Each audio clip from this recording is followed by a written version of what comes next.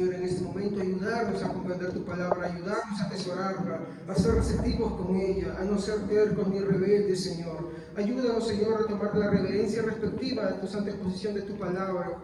A mí ayúdame a exponerla, Señor. Perdona mis faltas, así como la de mis hermanos. Y podamos, Señor, todos estar delante de ti, Señor, confiados en ti, nuestro Señor Jesucristo. Gracias te damos por todo esto, en el nombre de Jesús. Amén. Tomemos asiento, hermanos. Muy bien, el tema de esta mañana se llama Evidencias de la Soberanía de Dios, con lo cual damos conclusión a todo el tema que estamos exponiendo en estos últimos meses. Estamos hablando sobre los atributos de Dios. Para los que no saben qué son los atributos de Dios, son las características que cada persona tiene. Por ejemplo, cada persona tiene cosas que lo describen. Por ejemplo, su carácter, su personalidad, sus estados de ánimo, sus rasgos físicos, ¿no? Su forma de ser no es igual a la de otra persona, porque a veces se parecen algunas cositas, pero no es igual. Entonces, eso vendrían a ser características propias de la persona. Digamos una bien simple. Una persona se diferencia de otra, por ejemplo, por el color de la piel. Una persona se diferencia de otra, por ejemplo, por el carácter. O ante una misma situación, las dos personas o tres personas diferentes no reaccionan de la misma manera ni de la misma intensidad, sino que cada uno tiene una forma diferente de ser. De la misma manera, la Biblia nos muestra que Dios tiene descripciones que hacen una imagen de Él, de cómo es que podría ser, o bueno, cómo es su personalidad, su forma de ser, su esencia.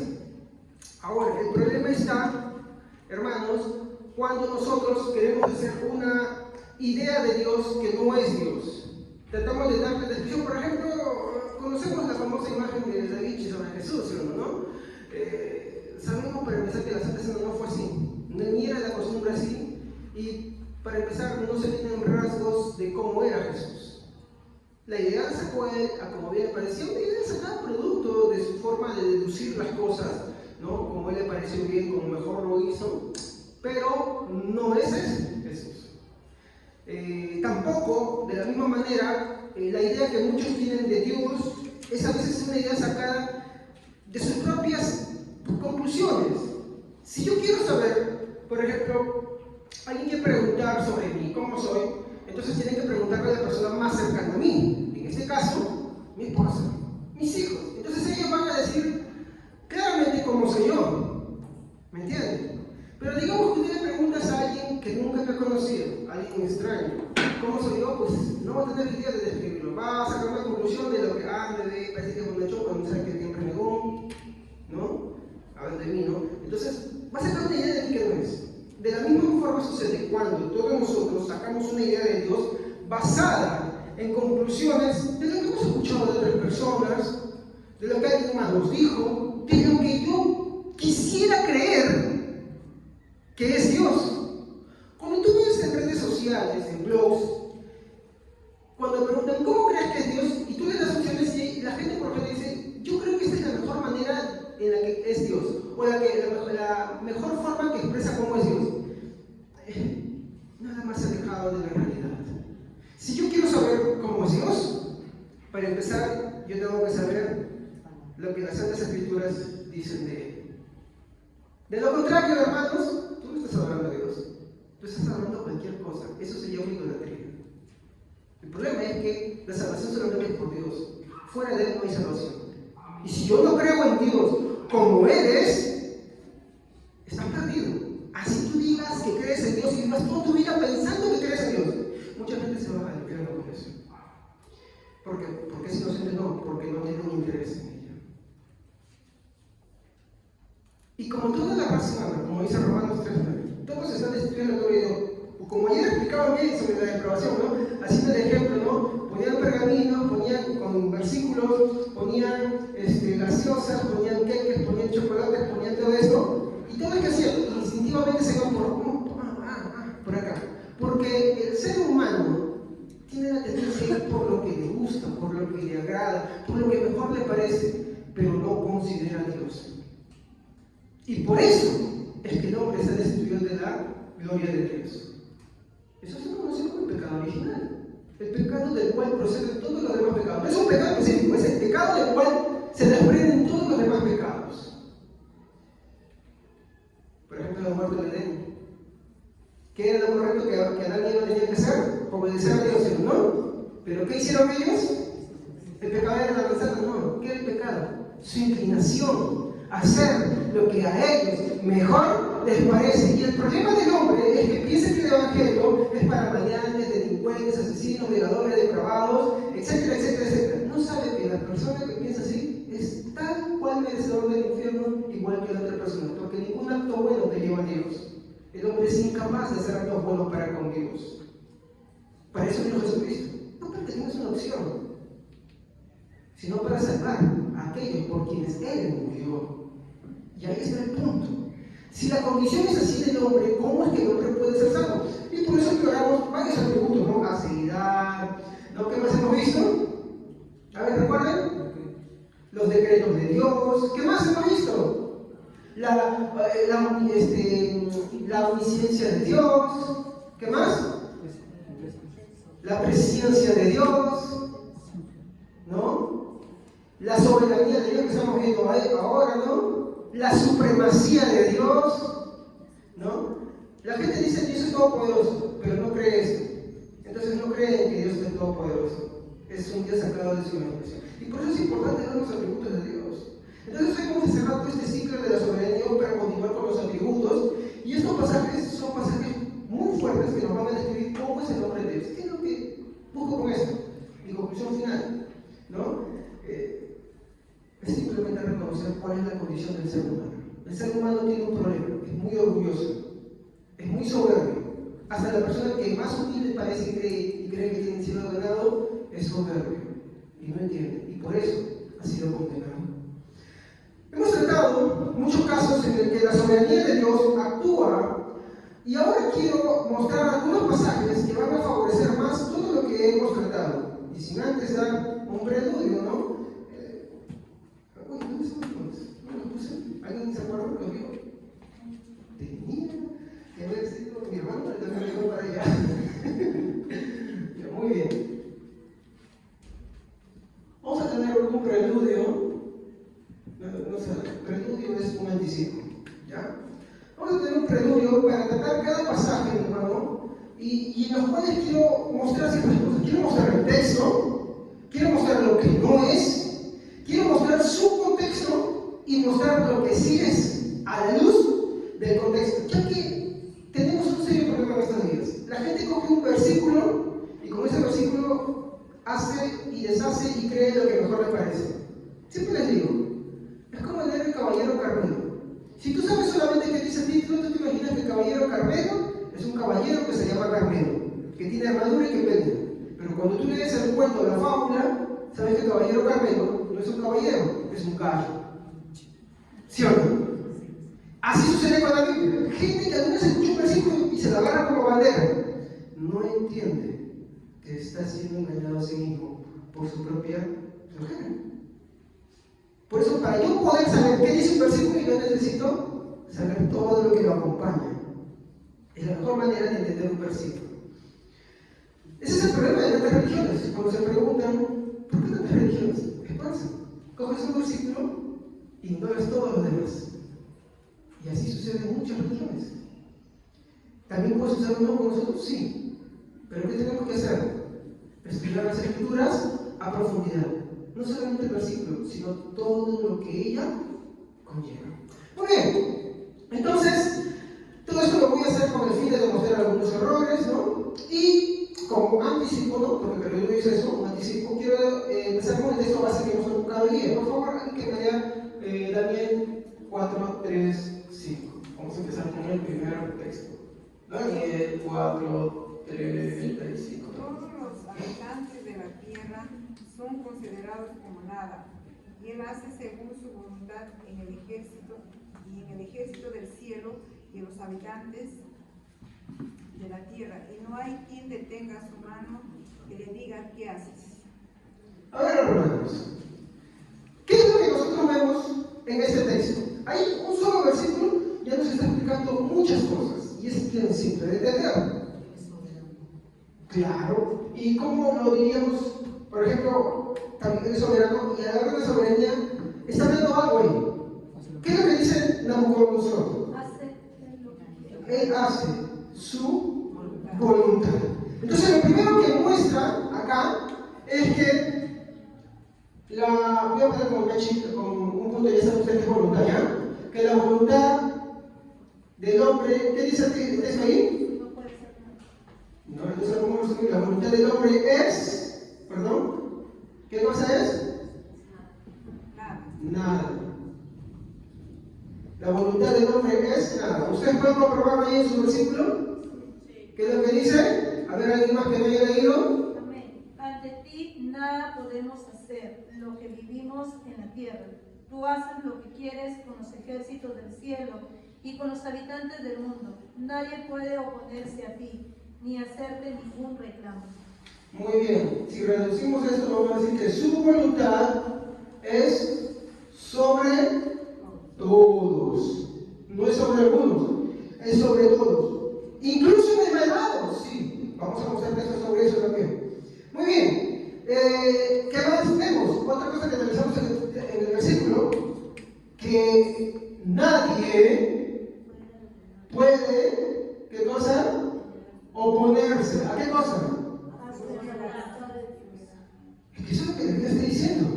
Nadie puede oponerse a su voluntad. Y hay algo acá más también. Y yo voy a poner en rojo.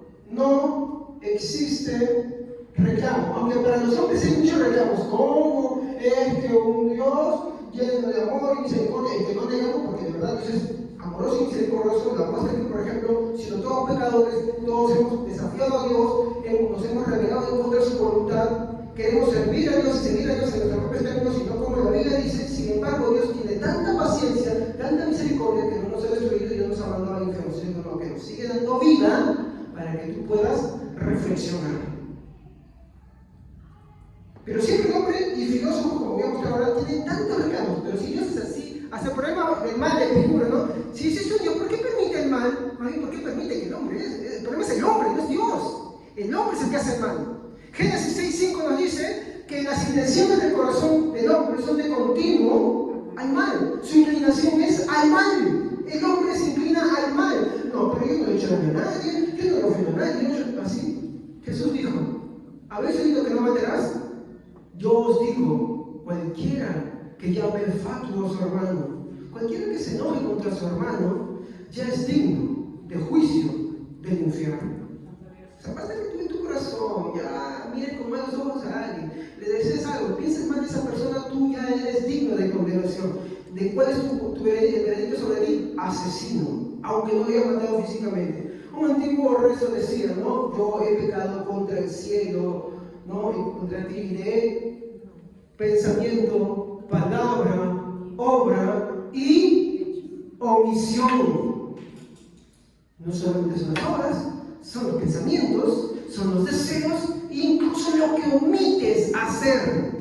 Eso se va a hacer recurrido. La gente omite y dice, bueno, yo lo hice, pero no existe reclamo contra Dios. Vamos a ver un texto en el Nuevo Testamento sobre esto, ¿no? Porque el reclamo es, ¿por qué haces esto?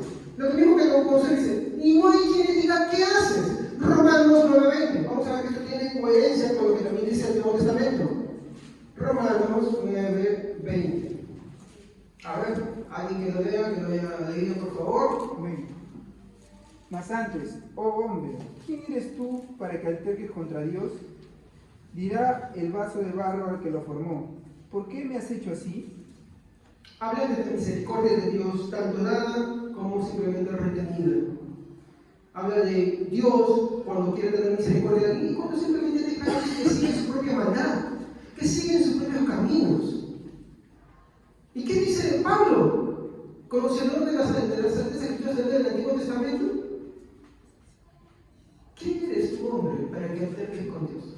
Hoy existen tantas personas que altercan contra Dios, sacan nuevos pensamientos, nuevas filosofías, otras las repiten como loritos, pero sin embargo la Biblia es contundente en eso. Dice, ¿quién eres tú, hombre, para que alterques con Dios? ¿Acaso hay un hombre que conozca fuera de la palabra de Dios los pensamientos de Dios? No, no existe. Fuera de la palabra de Dios, que es la única revelación dada por Dios, de la Santa Escritura, no existe otra forma de saber cómo es Dios. ¿Ok? Muy bien. Entonces, esto es lo que vemos con respecto a Daniel. ¿Qué vemos acá? El mensaje total de esto es que la voluntad del hombre es como nada. Que su voluntad es sobre todo, tanto en los cielos como en la tierra. Que nadie puede oponerse y no existe un reclamo.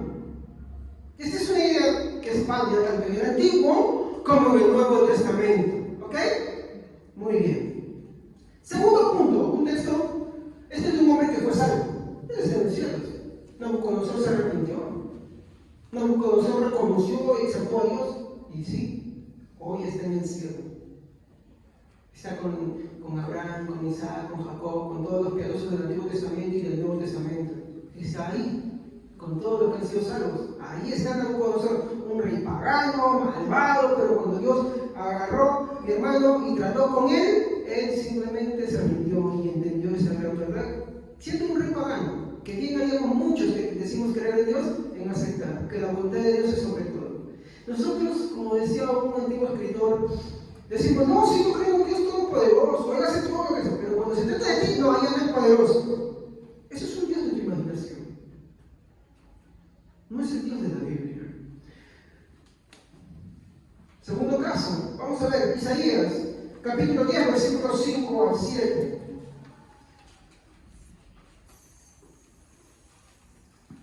¿Alguien que lo haya leído, por favor? Pero capítulo 10. Capítulo 10, versículo 5 al 7. ¿Qué es lo que vemos acá? Oh Asiria, vara y báculo de mi pudor, en tus manos he puesto mi ira. Le mandaré contra una nación pervertida, y sobre el pueblo de mi ira le enviaré, para que quite despojos y arrebate presas, y lo ponga para ser hollado como el lobo de las calles. Aunque él no lo pensara así, ni su corazón lo imaginara de esta manera, sino que sus pensamientos serán desarraigar y cortar naciones no poco. Isaías, un profeta mayor del Antiguo Testamento, está hablando del rey de Asiria y de su pueblo. Un pueblo paganos, malvados. ¿Y qué dice la Biblia hablando por en boca de Dios? Que Dios, está en el versículo 5, ¿qué dice? Oh Asiria, instrumento, ¿de qué? Báculo de mi ira para destruir. En pocas palabras se va a poner así: Dios está utilizando a un rey malvado.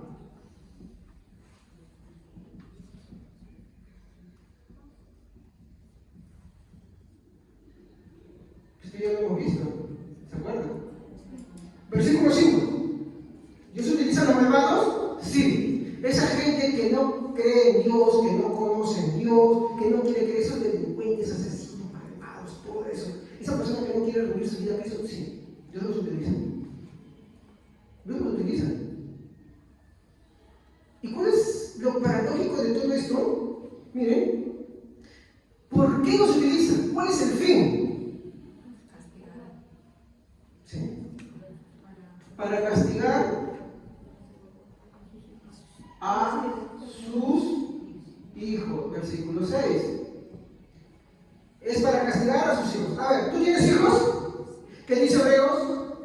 ¿No? Dios, al que recién por hijo, castiga y disciplina. Mas si lo dejas sin castigo, bastardos sois. Pero Dios no hace eso, sino que los suyos corrige y castiga. Un padre que corrige a sus hijos lo hace porque los ama. El que retiene la corrección no lo ama, así de simple. Entonces Dios hace lo mismo con los suyos. ¿Por qué permite al malvado? Para castigar a sus hijos. Porque sus hijos muchas veces no viven como él desea, no hacen su voluntad, no cumplen su voluntad. ¿Por qué lo hacen? Para que ellos vayan a su Señor. Ese es el objetivo. Dios utiliza al malvado para eso. Entonces cuando tú escuches de una persona que se dice, oh, ¿por qué tanto esto que el otro? Ora por él y reflexiona sobre tu vida. ¿Por qué hay tanta delincuencia? Reflexiona sobre tu vida. Si tú crees en verdad en las ideas de lo que Dios quiere es que te arrepientas. Lo que Dios quiere es que reflexiones, que enmiendes tu vida, que cambies todo aquello que no estás cambiando, que enderezas tu vida, que tú cumplas y hagas su voluntad. Por eso es que Dios permite el malvado, ¿no? Y ¿saben cuál es lo más curioso de todo esto, mi hermano? Vamos a ver si, ¿no? El malvado no se da cuenta. ¿De qué no se da cuenta? ¿Qué dice? No piensa, no es que no piensa, sino que hay una idea que no piensa, no se imagina. ¿Qué es lo que no piensa y no se imagina? Que está siendo utilizado por Dios. Su maldad está siendo utilizada por Dios. Por ejemplo, es lo mismo que sucede con Satanás. ¿Por qué Dios no envía a Satanás al infierno una vez? Porque su maldad sirve a los propósitos de Dios, que Dios no puede pecar. Entonces, como Satanás es tan malvado, permite su maldad con el objetivo de qué? Como por ejemplo Job, de probar su fe para el beneficio de su propio Señor. Entonces, cuando uno pasa, mira, cuando uno en verdad cree en el Señor, voy a poner así bien claro, para no busquen esto, cuando uno en verdad dice que cree en Dios, si le pasa escasez económica, si se le murió alguien, le pasó cualquier cosa, y esta persona se va para atrás, lo que demuestra esta acción que ha sucedido en su vida es que pone en evidencia que esa persona en realidad nunca creyó en el Señor. Pero si permanece entre eso, en verdad es de él. No en su casa, no haciendo su vida, sino en dependencia con Dios. Así de simple. Entonces, cada vez que alguien se aparta del Señor porque le sucedió algo mal en su vida, las cosas no fueron, o como los falsos evangelios por ahí dicen, venga el Señor para que tenga sanidad. Nunca más hay una campaña que diga sanidad y milagro. No, el Señor nunca vino para eso. El Señor así hizo por misericordia, pero eso no era el eje del Evangelio. Era la misericordia de Jesucristo. De hecho, cuando muchos venían a Él por los milagros, por el pan, ¿qué le dijo Jesús? Ustedes me siguen a mí, ¿por qué? Porque necesité comer. Mas, sepan ustedes que todos los que estuvieron en el desierto comieron maná y murieron. Pero aquí, yo soy el pan que descendió del cielo. El que de mí coma, no morirá. ¿Y qué hicieron? Nos vamos. Eso es un falso evangelio. ¿Te ofrecen sanidad? Falso evangelio. ¿Te ofrecen prosperidad? Falso evangelio. ¿Te ofrecen seguridad en ti mismo? Falso evangelio. Ese no es el evangelio de la Biblia. La salvación, la Biblia muestra que es de Dios, no es del hombre, ni nada que él posee. Entonces, muchos por querer rebajar el evangelio te dan carnaditas, ¿no? Oye, mira, para que te veas como si ese es el evangelio comercial. Te ofrezco la publicidad y mira, ven. Ven porque te ofrezco esto. Ven como el vendedor. El evangelio no es eso. El evangelio es predicado, ¿sí? Indistintamente toda criatura. Y una vez predicado, Dios es el que hace la obra. Pero si usted no predique, nunca predique ofreciendo cosas. Para empezar, usted no puede darlas. ¿Ok? La Biblia es una serie de advertencia. Muy bien. El rey de Asiria, el malvado, no se da cuenta, no piensa, no se imagina que está siendo utilizado por Dios. El que está siendo utilizado por Dios no quiere decir que sea salvo, ¿eh? Simplemente Dios lo está utilizando. Hermanos, Romano nos dice, ¿y qué Dios queriendo? En el versículo que leemos 20 en adelante, ¿y qué Dios queriendo hacer notoria su gloria, mostrar su magnificencia, soportó con paciencia los pasos preparados para él? Porque él dice que él tiene pasos de honra y otros de deshonra. ¿Me comprenden? Y eso es lo que hay que entender. Disculpe, de repente este mensaje puede parecer un poco agresivo, pero es lo que la Biblia muestra. Y es lo que se ha perdido. Vamos a ver. ¿Qué dice el versículo 12 y 13? A ver, desde el mismo capítulo. Versículos 12 y 13.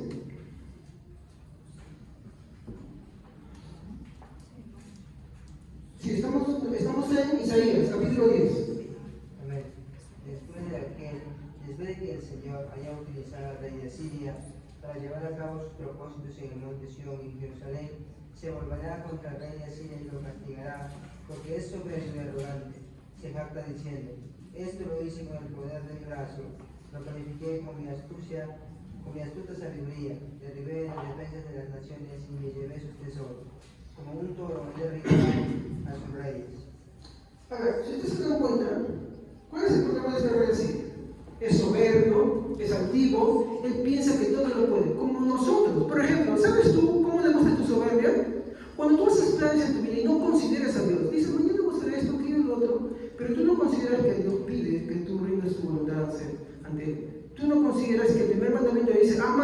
sobre todas las cosas, sobre el trabajo, sobre mamá, sobre papá, sobre las posesiones, sobre todo lo que tengas, sobre ti mismo incluso. Ama a Dios. Este rey, mi hermano, era malvado, era soberbio, era altivo, él pensaba que todo lo que tenía era por su propia mano, se jactaba de eso, y Dios usa esa soberbia de él para castigar a su pueblo. Pero una vez que él, y la palabra que vamos a encontrar constantemente es utilizado. Suena que suena muy fuerte, pero es lo que David le dice. Lo utilizó. Y no está mal. Lo utilizó, está bien. Ahora, vemos el punto ahí. Hemos dicho que Dios lo utilizó para castigar a su pueblo. Y una vez cumplido su objetivo, ¿qué hizo? ¿Se siguió soportando al malvado? No. ¿Qué hizo? Lo castigó por su maldad. Ese es un Dios, mi hermano, soberano que interviene en todas las cosas del hombre. No es como por ahí algunos que dicen que creen en Dios y piensan que Dios, bueno, a ver, es un viejito que creó la tierra y bueno, se fue y ya no interfiere con nada, pues bueno, ya las cosas siguen así, el hombre hace lo que desea y bueno, él hace. No, así no muestra la Biblia de Dios. Es un Dios hecho conforme a nuestras propias imaginaciones, a nuestra propia caricatura que le damos de Dios. Y eso está mal. Si a mí mi esposa me describe como otro hombre, yo me molestaría mucho con ella. ¿Cómo creen ustedes que Dios se siente? ¿O cómo creen que Dios piensa de ustedes? Porque ustedes lo describen de una manera que no es. De ahí es porque todos los cristianos tenemos que tener interés por conocer cómo es Dios. Debemos tener interés, preocupación, espero, por querer conocer de Dios. Seguimos. ¿Qué aplicación podemos sacar de esto?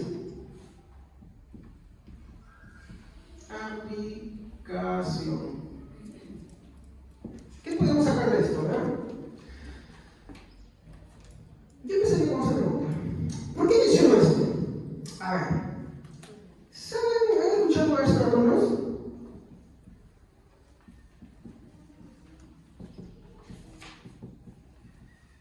¿Qué dice la Reforma Protestante? ¿Por qué se pide la Reforma Protestante? ¿Está bien? Ya está. ¿Por qué se dio la Reforma Protestante, hermanos?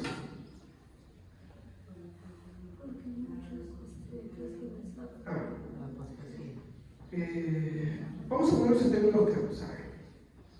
El cristianismo, más o menos, la iglesia primitiva, estuvo sobreviviendo hasta casi por el siglo V a VI, donde que se empezó a desvirtuar, ¿no? Empezó a adoptar ciertas creencias, la filosofía griega invadió con todo el cristianismo, los dogmas ya empezaron a tener un fundamento más que escritural, ahora más filosófico.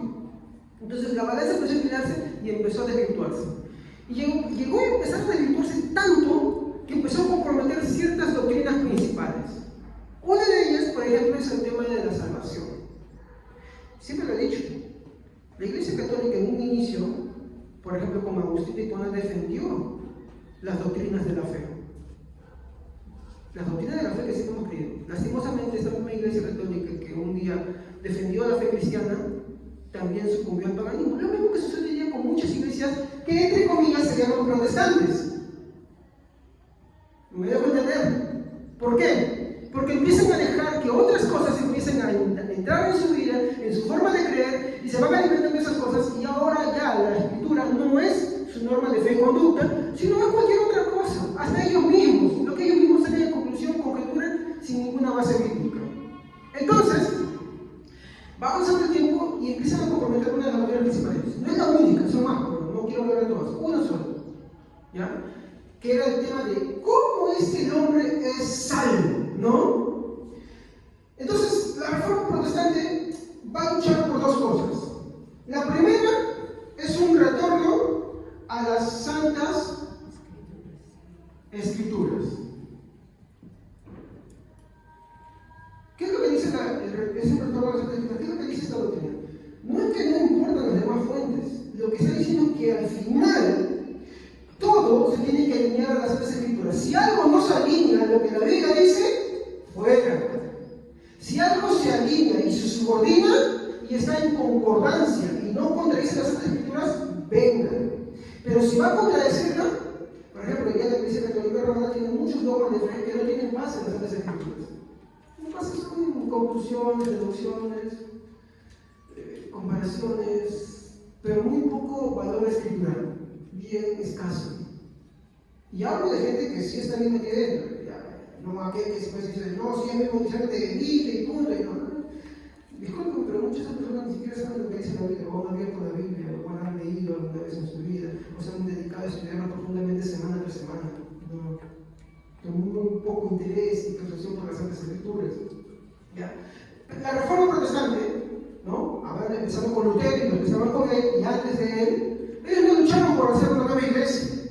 Ellos lucharon porque la Iglesia Católica Romana sea reformada a las Santas Escrituras. Pero, ¿qué pasó? Ya había un clero establecido, ya había una estructura, y no quisieron. Entonces ellos empezaron a reunirse aparte. Fueron excomulgados y empezaron. Y ahí empezó las iglesias protestantes que hoy día conocemos. El problema es que lo mismo que pasó con la Iglesia Católica Romana, hoy también está pasando con las iglesias que se llaman protestantes. Esa es una de las razones por las cuales lucharon. Vamos a decir, esto es razón 1. Pero hay otra razón también. Y no es la única. Son varias que yo no quiero mencionar todas, solamente un par de ellas, nada más. ¿No? Entonces, para terminar eso, una vuelta a las Santas Escrituras quiere decir que, por ejemplo, lo que en ese momento se estaba subyugando a las Santas Escrituras era la filosofía. ¿Sí? Y hasta el día de hoy sigue. Hoy en día, por ejemplo, y lo emplearé un poco más adelante en mi segunda exposición, es la psicología. ¿Cuántos hoy día se paran acá adelante y hablan como psicólogos? Hay un psicólogo y Freud dice esto y aquello otro. Ya hablaremos un poquito de eso en un ratito. Eso no tiene nada que ver con la Biblia. Entonces, lo que puede sacar como aplicación es que un retorno a las Santas Escrituras, mi hermano, es mi hermano, que no tomemos la filosofía, ni la psicología, ni cualquier otra fuente, mi hermano, que empiece a contradecir las Sagradas Escrituras o que lo reemplace. Solo podemos tomar aquello que se subordina a las Santas Escrituras y no la contradiga. ¿Ok? Un retorno a las Santas Escrituras. Porque esa doctrina de las Santas Escrituras dice que la Santa Palabra de Dios es la última es la norma de fe y conducta con la cual la iglesia y el cristiano debe regirse. Dice, en última instancia, la última autoridad. ¿Qué quiere decir? Que después de hecho el análisis, la que va a dar el veredicto final, ¿quién es? Y es ella la que va a dar el visto bueno o el visto malo. ¿Estamos? Muy bien. ¿Qué más? Una vuelta, ¿no?, al principio de sola gracia. ¿Qué es una vuelta al principio de sola gracia? Por ejemplo, ¿qué me pasaba en ese momento con la Iglesia Católica Romana? Por ejemplo, ¿no? Habían hecho lo que se llama una mezcla de confianza en la gracia de Dios más confianza en los méritos propios. Esto hasta el día de hoy sigue así, ¿no? Pues la Iglesia Católica Romana es una iglesia falsa por eso. Este principio no se lo inventaron en la Reforma Protestante. Este es el principio que la misma Iglesia Católica Romana, mi hermano, defendía desde el inicio de la era cristiana. Pero como le digo, tristemente, gracias a la amiga filosofía, fue subyugada. ¿Por qué? Porque empezaron a reemplazar, ¿sabes? ¿Qué conceptos? Conceptos aristotélicos. De Aristóteles. Conceptos platónicos. Y esos empezaron a tomar más relevancia que las mismas escrituras, más que la voz de los apóstoles, más que ellos. Entonces, dijeron, bueno, es que la salvación es también, sí, por la gracia de Dios, más mis obras, más mis méritos. Entonces, mis méritos sí importan. Y miren cómo estoy diciendo, méritos. ¿Qué es un mérito? A ver, porque ayer estamos participando en la clase de los chicos de teología. ¿Qué es un mérito? Que yo hago algo y me merezco un premio. Entonces iban con sus monedas y canjeaban su premio, ¿no? Me merezco porque tengo el monto. Eso es un mérito. La salvación no es así. La salvación es solo por gracia. ¿Gracia qué cosa es? Don, regalo, ya, etcétera, todo lo por ahí. Don o regalo. ¿Qué es un regalo? Algo que se regala. Así de simple. Don, gracia, regalo. Eso es. Lo que se regala no cuesta. Entonces, la vuelta de este principio de sola gracia es que la salvación es solo por la gracia. ¿De quién? ¿Del hombre? De Dios. Entonces, lo que creía que en ese católico, que sigue creyendo, la también nos dice, no, somos gracias solo por Cristo. Pero hay que añadirles más tus méritos. Más eso. ¿Por qué creen que hacen peregrinajes? Sus sacrificios. ¿Por qué creen que hacen eso? Hoy, por ejemplo, pero dicen, uno se acerca a la iglesia del Señor, bueno, porque si no se molesta y empiezan a hacer su padrinado y todas estas cosas. Porque es gracia aplicada como dice la Biblia. Si es una mezcla, ya no es gracia. Ya no es gracia. Pasa que la iglesia esa mezclita ya no es gracia. ¿Qué más? Tampoco ve una gracia que le devuelve a toda la humanidad su libre albedrío para no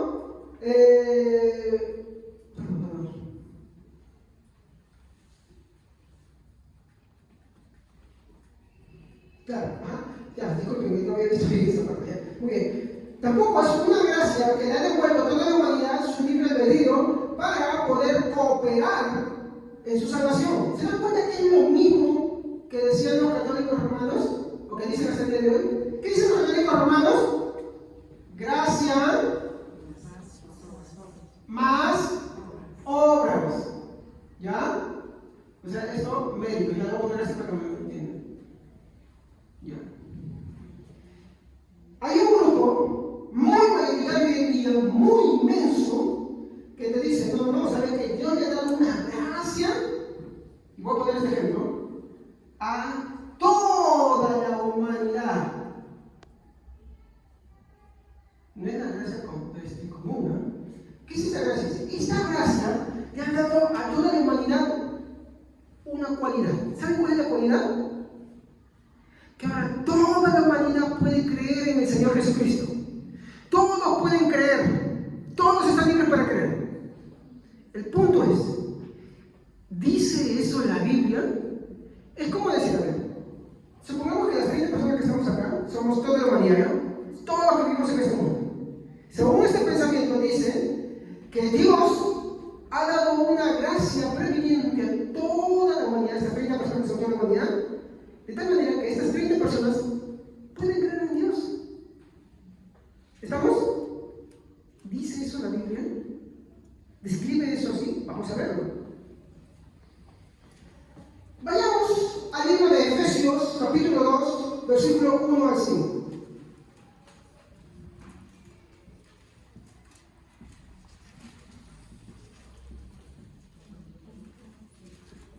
¿Alguien que me haya leído, por favor? Él os dio vida a vosotros cuando estaban muertos en vuestros delitos y pecados. A ver, miren, ¿qué dice? Él os dio, hermano, no se vayan a perder ahí, por favor, porque quiero que me oigan. Él os dio vida a ustedes cuando ustedes, ¿saben lo que dice esta doctrina de que Dios le da una gracia a toda la humanidad para que pueda creer? Que todo ser humano que ha nacido tiene esa gracia.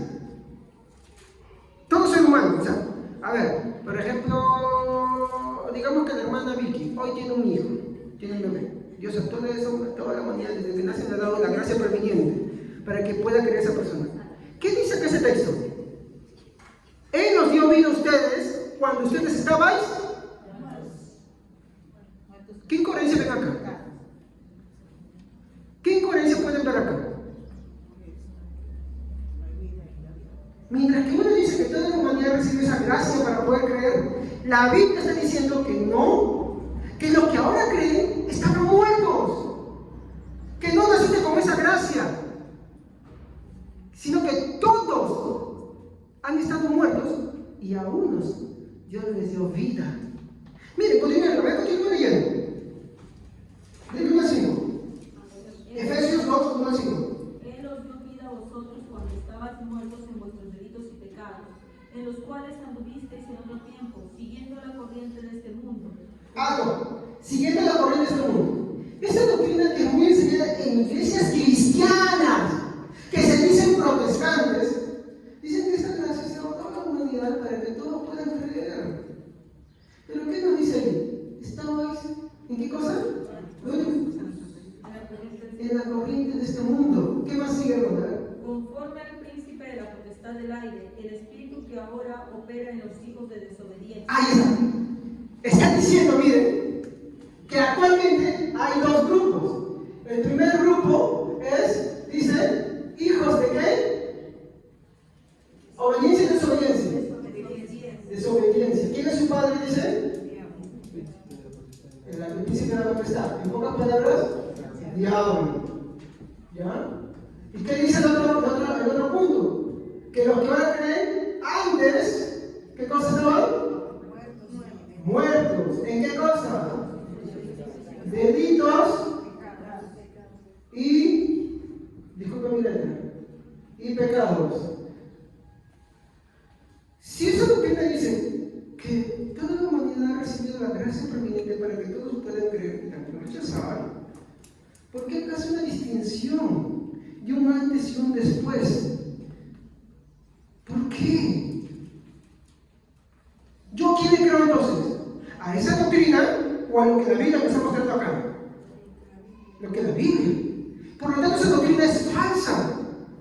Pero es muy agradable. ¿Por qué? Porque cuando tú enfocas esto en la soberanía de Dios, el primer pensamiento que viene al hombre, como ya lo vimos en Romanos cuando Pablo dice, ay, si Dios está haciendo eso, Dios es malo. ¿Cómo Dios puede ser un malvado? No, Dios no es malo, Dios es justo. Todos hemos pecado, hemos fallado a Dios, merecemos el infierno.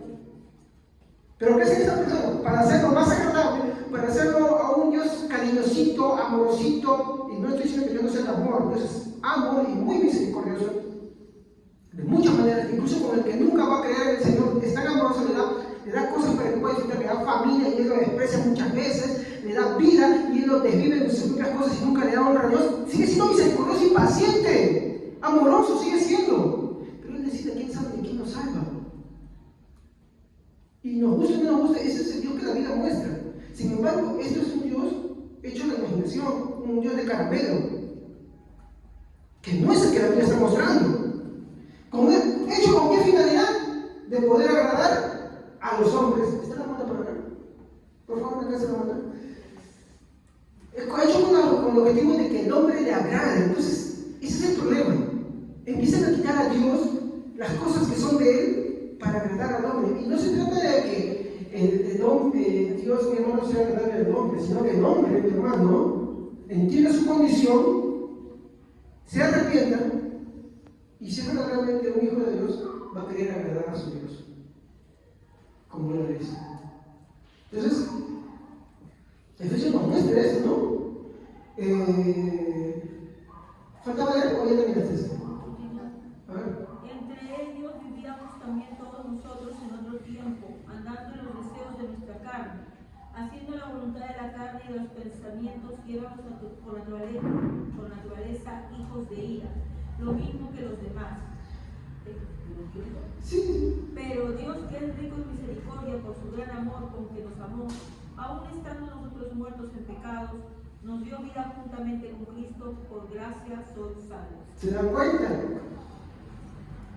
Él dio vida, lo que mejor les pareció. Y otra vez, el principio que saca acá, ¿cuál es? ¿Cuál es? Por gracia de cosa.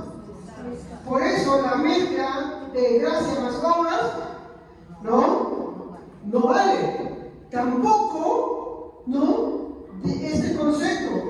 Yo soy salvo porque yo elegí a Dios. No.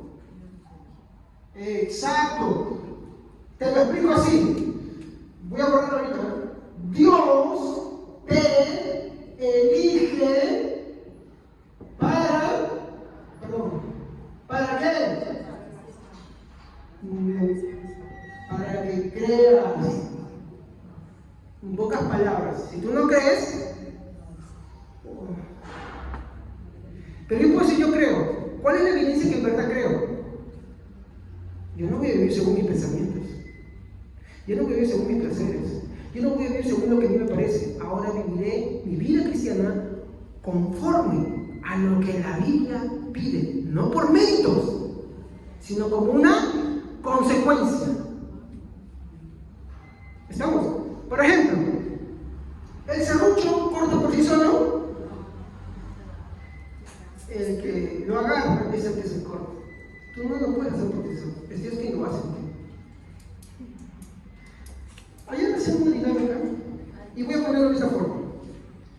Supongamos,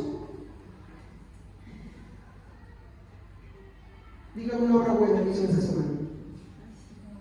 Sí, cualquiera. Que no sea evangelística, una obra buena, nada más. Cualquier ejemplo. Fue a visitar a alguien que estaba enfermo. Ponemos ejemplo. Digamos que la hermana Herminia, cuando está yendo a visitar a esa persona enferma, alguien por ahí, un inconsciente, le soltó un balde de petróleo. ¿Ustedes saben cómo es el petróleo? ¿Sale fácil? No sale fácil. Les digo porque me pasó también en el ejército. Me cayó petróleo y Y llega a la casa de la persona que está visitando. Visitar a esa persona que está mal, ¿es buena obra? Pero ¿qué pasa con ella desde que llega a la casa? ¿Ensucia el piso? Todo lo que toque. Así es el hombre. Dios da buenas dádivas, pero el hombre está sucio. Por eso, todo lo que el hombre hace lo mancha. Pongo otro ejemplo. Tu hijito alguna vez te ha hecho algo y no se ha lavado las manos, pues. Y tú lo ves que te acerca, tú sabes cómo lo ha hecho. ¿Y tú lo recibes con agrado? ¿Sí? Sí lo recibes con agrado. Muchos se lo comen incluso. Pregunto, ¿por qué lo hacen?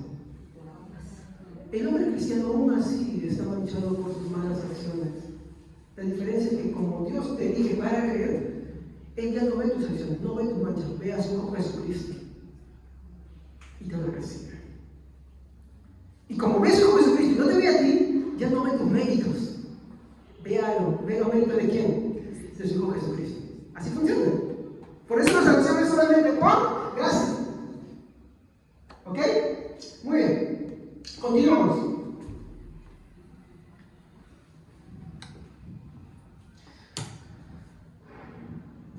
Entonces, ¿dónde está esa gracia preveniente que rodea toda la humanidad para que por su propio libre albedrío pueda creer y cooperar? ¿Dónde está?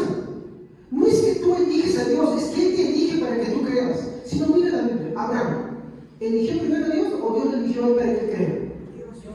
Dios. Todos estos meses que hemos estado hablando, por ejemplo, Geo y todos los casos que hemos mostrado, ¿fueron que ellos creyeron primero o que Dios los eligió para creer?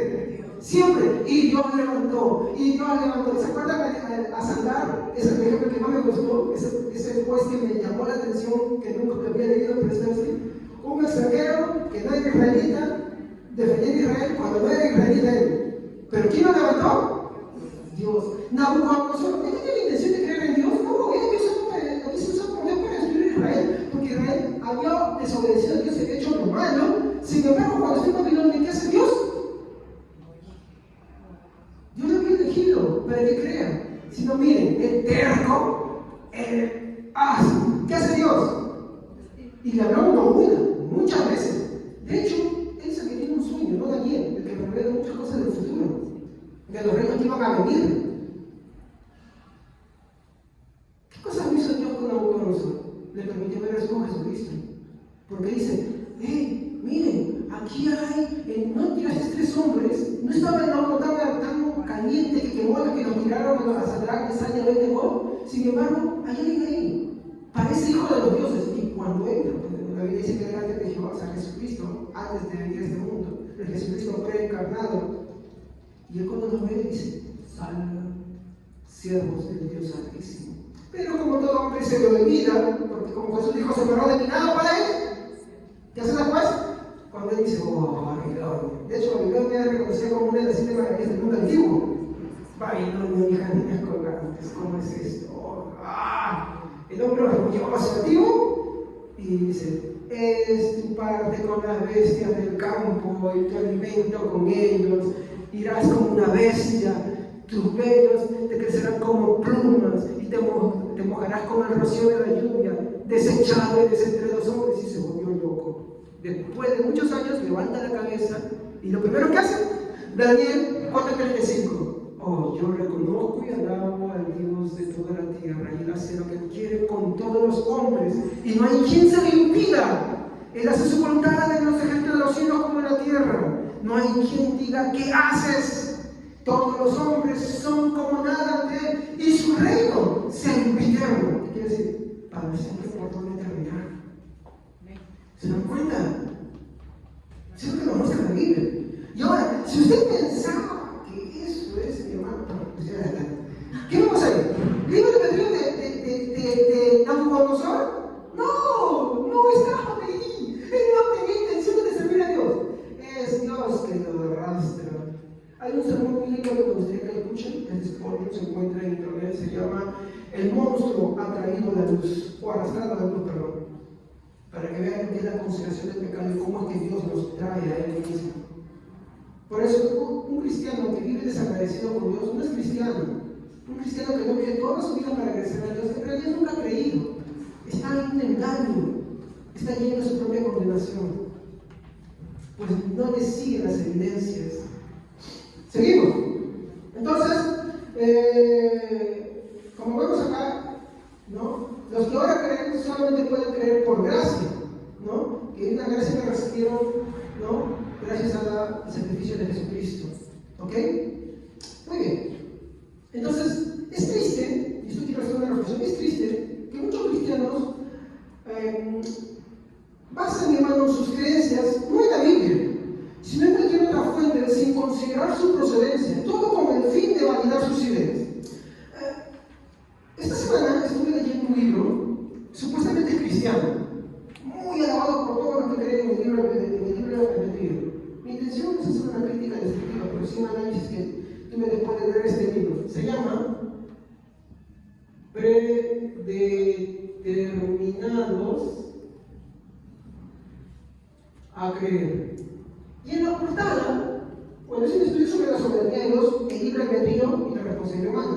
Y en la portada se ve una mano grande, unos palitos como el títere y unos hilos que van a agarrar a un hombre. Entonces, es una sátira, es una burla contra los que creemos en la soberanía de Dios. Ahora, ¿saben qué es lo que me percaté de todo esto al leer este libro? ¿Saben cuáles eran sus fuentes? A ver, yo quiero escribir algunas de esas fuentes y que ustedes me digan si reconocen a alguna de esas personas. ¿Ya? Por ejemplo, aquí va el primero.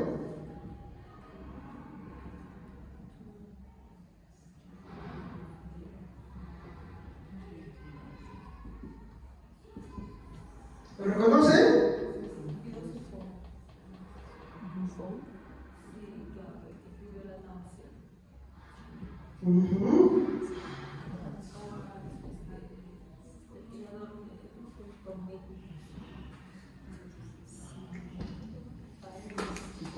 A ver, levanten la mano los que conocen a esas tres personas.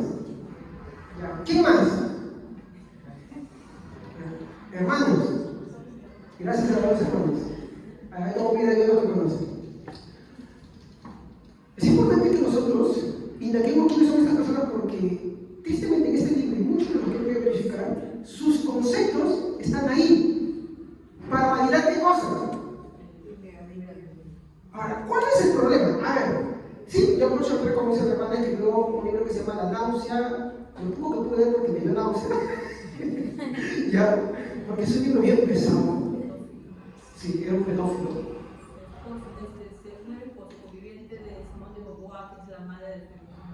Sí, y no feminismo sano, sino feminismo, pero estos radicales, esas locas que salen ahí todas desacreditadas y que se burlan del cristianismo, que promueven el aborto, promueven el incesto.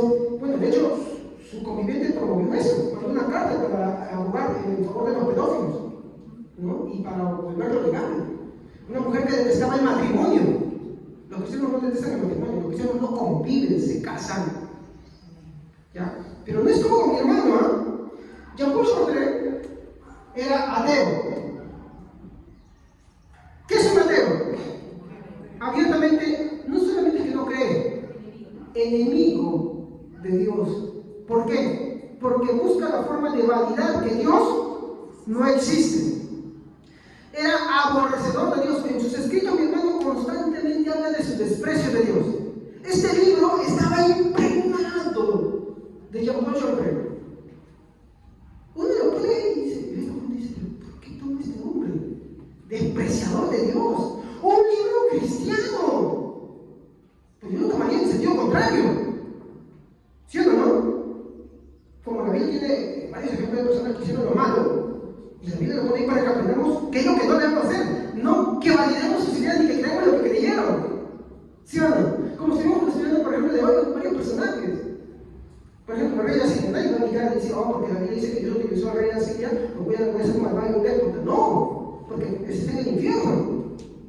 Aborrecedor de Dios, hacía lo que quería, sanguinario, malvado.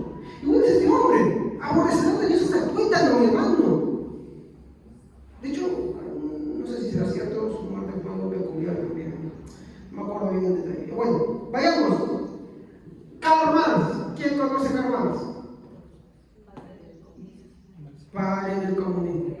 A ver, ese comunismo que incluso hoy hay en la política, todo eso, ese comunismo que generó el Sendero Luminoso y todas esas facciones terroristas que hay en muchos países, ese es su origen, está ahí. Sí, las ideas. Ahora, vamos a un punto. ¿Quién era Karl Marx? También era ateo.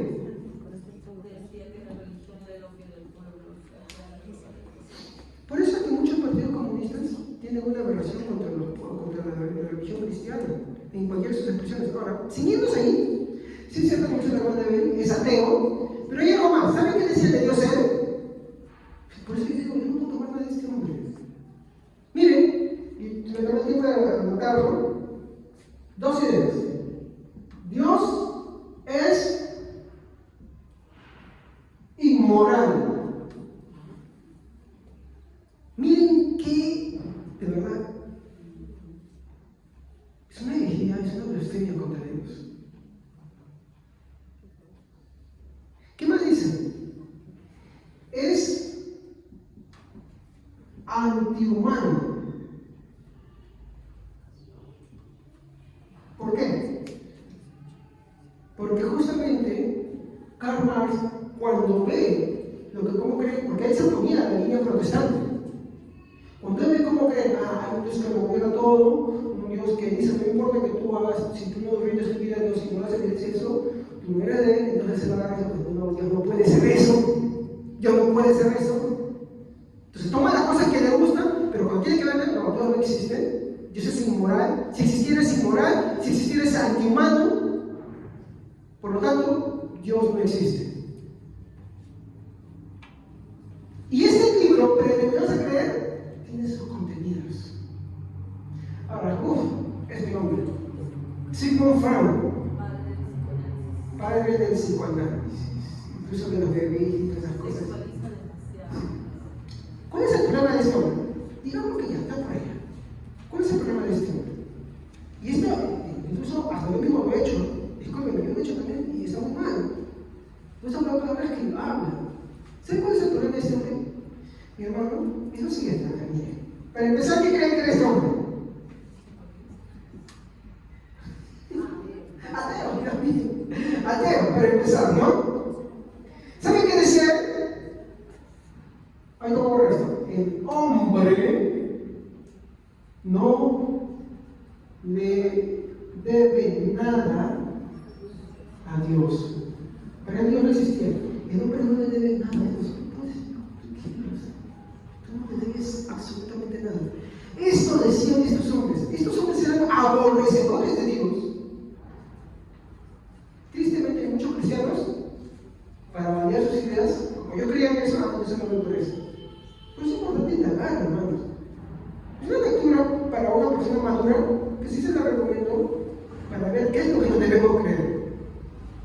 Pero no se lo recomiendo así tomar cualquiera. Alguien que esté empezando no se lo recomiendo. Pero si le menciono, estas fuentes que usan constantemente, yo no menciono una, la menciono muchas veces. Muchas veces.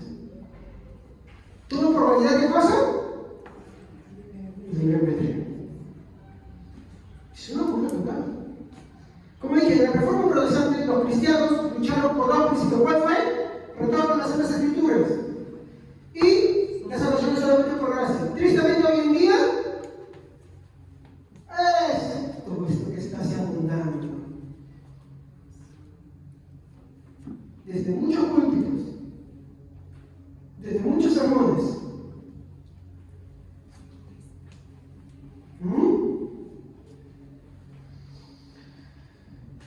Todos ellos mundo defendían el libre albedrío y rechazaban la religión protestante reformada.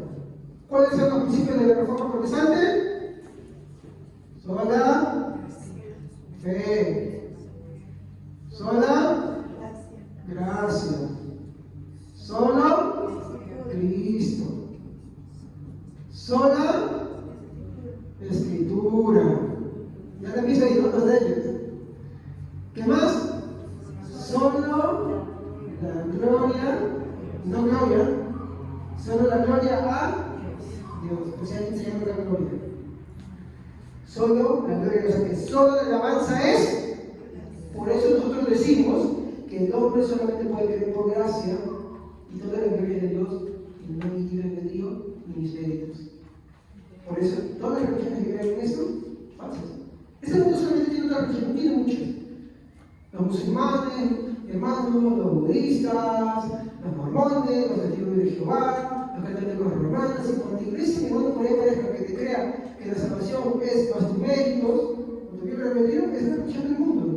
Y la otra religión, que es la de Dios, es la que cree en la salvación solo por la gracia de Dios, solo por la fe, solo por Dios, nada más. Así de sencillo, no nos complicamos la vida. Si no, ándale a la casita, mi hermano, y vaya a estudiar qué defendían en la reforma protestante. ¿Qué defendían?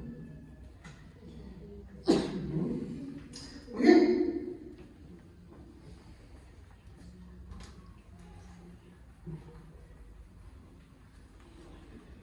Esta es una de las razones porque en este tributo de la soberanía de Dios me demoré bastante tiempo porque quería explorar bastantes cosas. Y aún hay muchas más, pero mi esposa dice, basta, me dice, digamos que tienes que avanzar, o sea, no quieres saber más.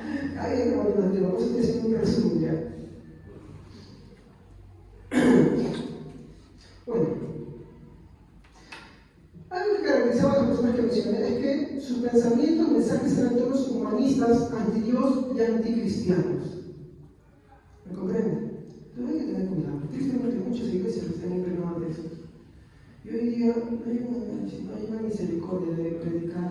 Cuando te encuentras con mi hermano, dice, no, sí, pensamos igual. No, pensamos igual. Predican y te vas a dar cuenta si creen igual o no. No es que nosotros no voy a hablar, sino que hay que dejarnos guiar por los principios. Por eso te digo, es tan importante estudiar los atributos de Dios que son como una forma de discernir. Esto está bien lo que veo y esto no está bien. Esto es correcto y esto no es correcto. ¿Ok? Continuamos. Este es mi segundo punto. Pasajes claros. Acá necesito, hermanos, que sean rápidos buscando la Biblia, que digan fuerte, que no repitan los hermanos también. Solamente vemos dos que leer. Hermanos, hay que alentar a sus hermanos a leer la Biblia también. Siéntese al costado de alguien y diga, hermano, que tengo que pasar que leer. Vamos a empezar por ahí. Y esto pasa rapidísimo, hermanos, ¿eh? Ya, porque son, por ejemplo, tenemos el primer caso. ¿Quién es este hombre? Jefté. Jueces 11:29.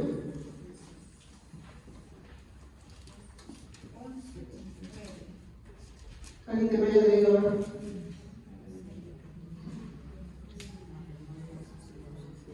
Y el Espíritu de Jehová vino sobre Jefté y pasó por Galad y Manasés, y de allí pasó a Mizpa de Galad, y de Mizpa de Galad pasó a los hijos de Amón. Muy bien. Vamos a conocer esto que siempre no lo voy a escribir, así que muy atentos a esto, por favor. Características de Jefté. Primero, hijo de una prostituta. ¿Estamos? O sea, alguien que ejercía la prostitución. ¿Ya? No me metió con una prostituta, tuvo un hijo. Así que las mujeres no saben qué, reconocen. Y este hombre también tenía su hogar y tenía sus hijos. ¿Ya? Cuando pasan los tiempos y llega la partición de la herencia, ¿qué hicieron los hijos? Rechazan a Jefté. Tú eres hijo de una prostituta, entonces tú no tienes parte con nosotros, lo rechazan. Fuera. Así. Entonces es expulsado de su hogar. La vida nos describe cuál era su carácter. Pues, ahorita solamente tiene un pasaje, me gustaría que ustedes puedan leer toda la historia de Jefté, solamente no hay un capítulo, ¿ya? Pero léanlo, lo quiero por motivo del tiempo, ¿ya? era un maniante. Sí, un maniante. Eso sí. Dentro del pueblo recto era su baja por eso.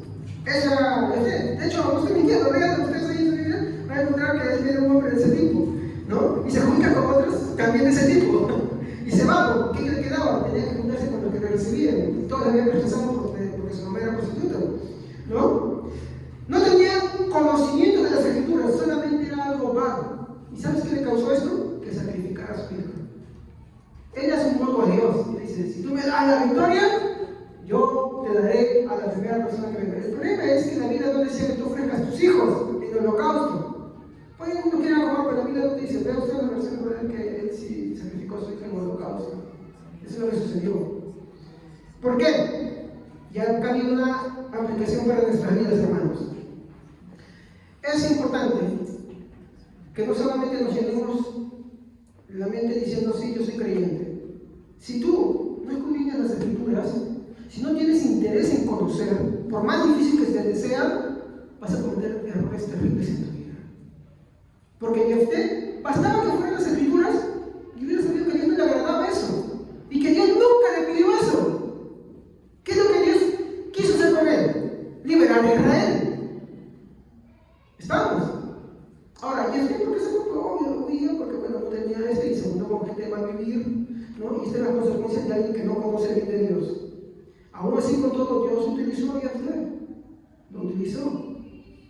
Por eso, ¿qué decía Jueces 11:29?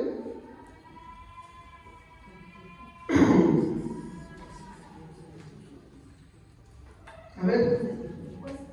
Sí, a ver.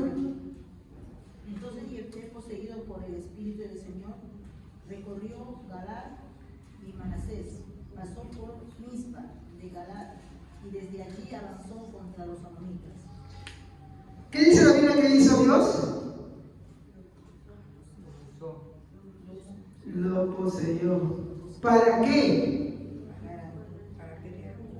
Para pelear. Le dio valor. ¿Recuerden cuál era su carácter? Cobarde. Lo mismo que se acuerdan de Gedeón. ¿Se acuerdan de cómo se acuerdan? Ese es un Gedeón que valiente. No era valiente, era cobarde, bien cobarde. Igualito pasó con Jefté. Y viene el Espíritu Santo y le da valor. ¿Para qué? Para que vaya hasta el campamento de los extranjeros y pelee contra ellos y los expulsen. De hecho, lo hacen. Pero como el ejemplo que le hicimos con la hermana mía, la cubeta manchada y meter lo que te cae encima. Estamos nosotros. Dios nos da buenas cosas y nosotros las manchamos. Por eso, incluso cuando oramos algo bueno, no nos creamos en Dios. Oh, mira qué bonito, no. Ve a Dios y pídele perdón, porque en algo hiciste mal de él. Ya sea de obra, pensamiento, palabras o omisión, pero algo lo rechazaste.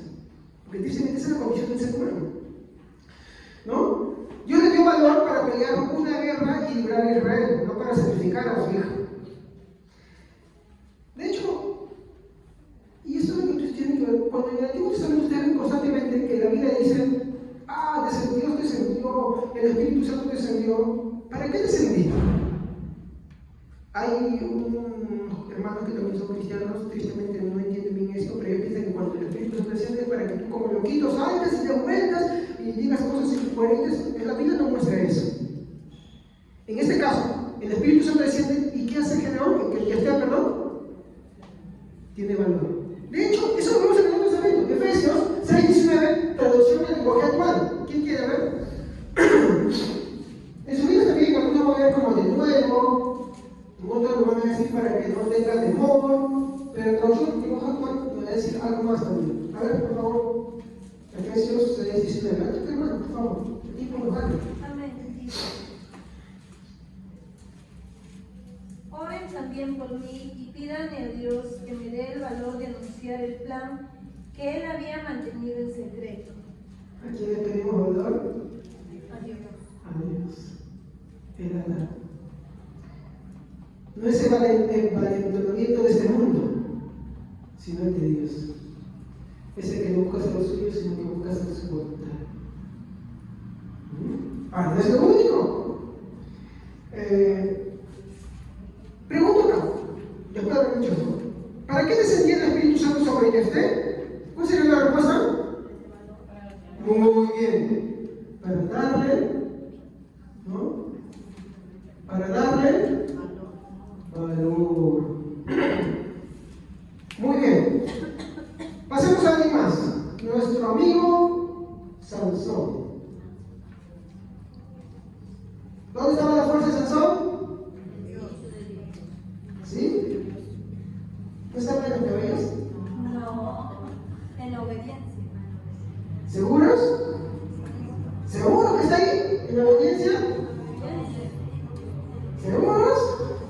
A ver, Jueces capítulo 14, versículo 4 al 6. Los agarré a toditos. En el cabello no está como chapulín. 14:4. Está en la pizarra, hermanos. Mas su padre y su madre no sabían que esto venía de Jehová, porque él buscaba ocasión contra los filisteos, pues en aquel tiempo los filisteos dominaban sobre Israel. Y Sansón descendió con su padre y con su madre Fuertecito, hermano. Y Sansón descendió con su padre y con su madre de Temán, cuando llegaron a las viñas de Manat, y aquí un león joven que A ver, versículo 14, 4 y 6. A ver, Jueces 14, 4 al 6. A ver. Amén. Sus padres no sabían que Dios había dispuesto que esto fuera así, porque buscaba una oportunidad para atacar a los filisteos. A ver, ¿Sansón estaba haciendo lo bueno o lo malo? Lo malo. ¿Qué era lo malo? Contexto. ¿Qué estaba queriendo hacer Sansón? Casarse con una mujer que no era del pueblo de Dios. ¿Cierto? Con una filistea. Muy bien. Ahora, ¿pero qué vemos que dice la Biblia? Que ellos no sabían que esto venía de parte de Dios, porque Dios buscaba, ¿cómo ponerlo? ¿Qué? En lucha contra los filisteos. A ver, veamos una cosa. ¿Para qué Sansón recibe una promesa de Dios? ¿Cuál es el motivo de su venimiento a este mundo? Liberar a Israel. Sansón, ¿estaba liberando a Israel? No, estaba haciendo tratos con los filisteos. Entonces, siendo Sansón quien estaba obrando mal, Dios usa la situación para ponerlo en contra de ellos mismos. ¿Se dan cuenta? Muy bien. Vamos a otro pasaje. Jueces 14, 19.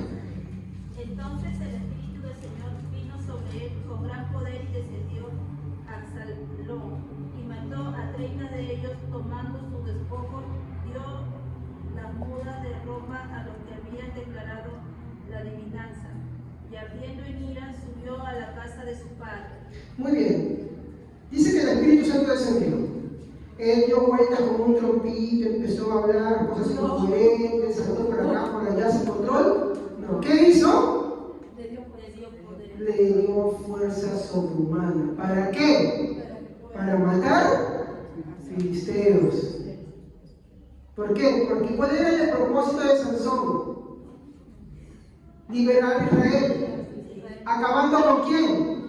Con los filisteos. Y como Sansón era muy amiguito de los filisteos, yo quería ponerlo en contra usando su propia manera de Sansón. Sí, porque Sansón fue mal.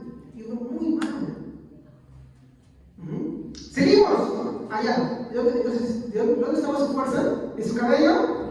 ¿En su obediencia? Porque Sansón desobedecía. Entonces, ¿dónde estaba? En el Espíritu Santo. Muy bien. Jueces 15, 14 al 15. Cuando se acercaron a Lejí, los filisteos muy alborotados salieron a su encuentro. En ese momento el Espíritu de Dios llenó a Sansón de fuerzas y éste reventó las sogas que le sujetaban los brazos y las manos como si fueran hilos viejos. Luego encontró una quijada de burro que todavía no estaba seca y con ella mató a muchos filisteos. A ver, ven acá. La quijada de burro todavía no estaba seca. ¿Qué quiere decir? Y él no podía acercarse. Era nazareno. ¿Recuerdan el león? También desapareció ahí. Era el Espíritu Santo que descendía. La fuerza radicaba en la voluntad soberana de Dios? ¿Se dan cuenta? ¿Ah? No en Él. ¿Se dan cuenta? Y Él no se ponía a andar como troquita y andando con las personas. Eso no es una manera correcta, hermanos. Cuando ustedes ven eso, no se burlen tampoco, no se rían de ellos. Es porque simplemente, como existen tantas doctrinas en este mundo, la gente lo hace por su propio parecer, por lo que le gusta, por lo que le agrada. Y no porque la Biblia dice, de hecho uno tiene que tener misericordia, sin orgullo, como estamos hablando en el estudio de Corintios, sin altivez, con humildad, y explicar con la Biblia, hermano, esto no es correcto.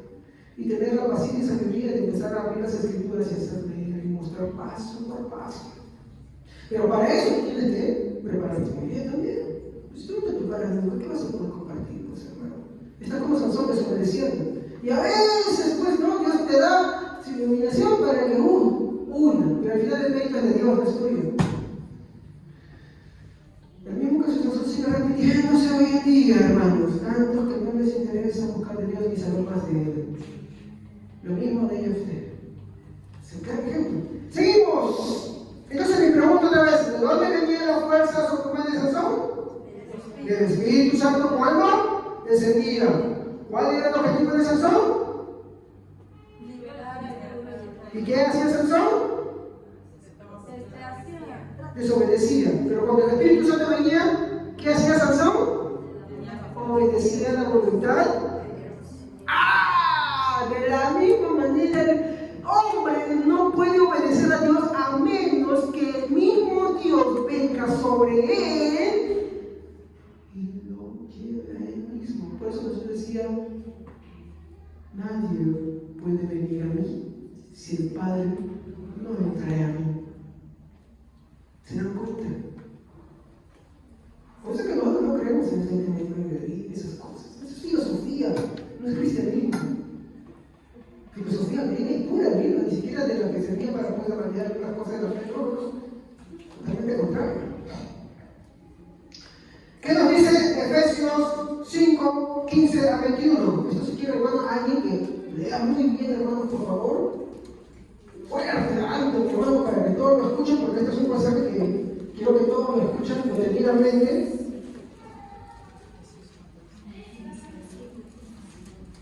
A ver, Efesios 5, 15 al 21. Hermanos, bastante bíblica. Tengan cuidado de cómo se comportan. Vivan como gente que piensa lo que hace y no como tontos. Aprovechen cada oportunidad que tengan de hacer el bien, porque estamos viviendo tiempos muy malos. No sean tontos, sino traten de averiguar qué es lo que Dios quiere que hagan. No se emborrachen, pues perderán el control de sus actos. Más bien permitan que sea el Espíritu Santo quien llene y los controle.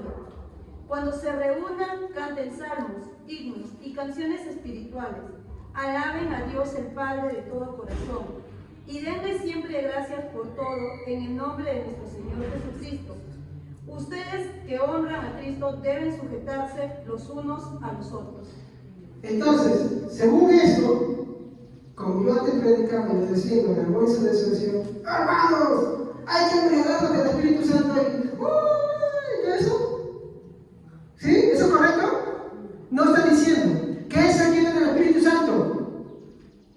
Sométanse los unos a otros. No vivan su vida negligentemente, sino obedeciendo a Dios. ¿Se dan cuenta? Ese ya es el verdadero significado en un contexto. Y de hecho, se lo comentó el capítulo 5 días. Habla a Dios, sujetas a sus esposas, esposos a sus maridos, ¿no? Así como Cristo, como la iglesia se sujeta a Cristo. ¿Sí o no?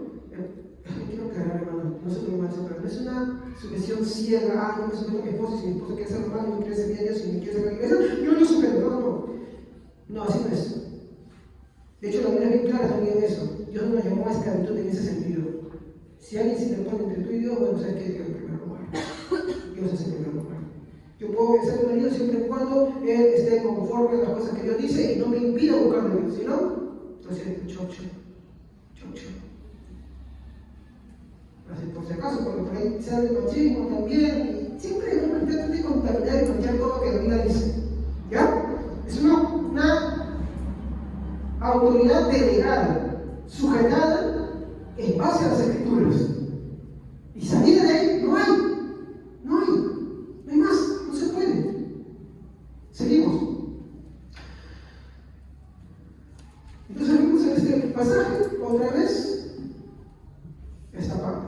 Ay, esto, hermano, acá, esta es la parte, esta parte cruda. A ver, rapidísimo. Elí y sus hijos. Volvemos al libro de Jueces, ¿ya? Al capítulo. Yo me equivoqué. Primera de Samuel. Primera de Samuel 10:10. A ver, ¿qué dice?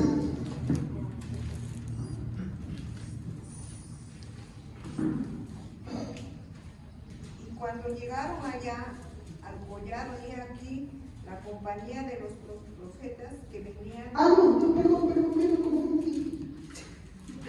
Disculpen, 1 Samuel 3:10-14.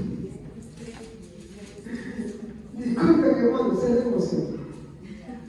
Y vino Jehová y se paró y llamó como las otras veces a Samuel. Entonces Samuel dijo: habla porque tu siervo oye. Y Jehová dijo a Samuel: y aquí haré yo una cosa en Israel, que a quien la oyere le retiñerán ambos oídos. Aquel día yo cumpliré contra Elí todas las cosas que he dicho sobre su casa desde el principio hasta el fin. Y le mostraré que yo juzgaré su casa para siempre por la iniquidad que él sabe, porque sus hijos han blasfemado a Dios y no los han estorbado. Ahí termina. Hasta el 14. Por tanto, yo he jurado a la casa de Elí que la iniquidad de la casa de Elí no será expiada jamás, ni con sacrificio ni con ofrendas. ¿Qué es lo que dice ahí? ¿Se han dado cuenta muy? Especialmente en el versículo 14. A ver, ¿hay alguien más solamente el versículo 14? ¿Alguien más? Amén. Por lo tanto, hago este juramento en contra de su familia. Ningún sacrificio ni ofrenda podrá expiar jamás el pecado de la familia de Elí. ¿Dónde está el libre albedrío ahí? Esa gente que dice: no, cuando yo sea viejo yo no voy a creer. ¿Qué vemos ahí? ¿Reconocen ese texto? ¿Qué es lo que dice Dios? A ver, ¿qué entienden ustedes ahí? ¿Quién está diciendo ahí? Dios jura por sí mismo algo. Que nunca habrá una expiación ni nada en favor de la casa de Elí. Mi versión dice que no, dice: juro que ninguna ofrenda será suficiente, que yo les perdone su maldad. ¿Por qué? Ese es un texto muy duro, contundente y claro. Por eso Pablo en el libro Romano dice: no depende del que quiere ni del que corre, sino de Dios, quien tiene. Es verdad, si va a haber mucha gente que nunca va a creer, y nunca va a creer porque simplemente pues Dios retuvo su misericordia, y cuando Él tiene su misericordia, pues simplemente está siendo justo igual. Tú y yo merecemos la condenación, hermanos. Entonces, lo que hemos podido, mi hermano, entender y ver esto en la palabra de Dios, somos agradecidos con Dios, le damos la gloria, le damos la honra, porque sabemos que hay una línea de ley en la cual pues Dios simplemente pues, pudo haberlo tomado como alguien que Dios no tuvo misericordia y lo dejó así. Y ni un sacrificio, ni nada, pues eso es lo méritos.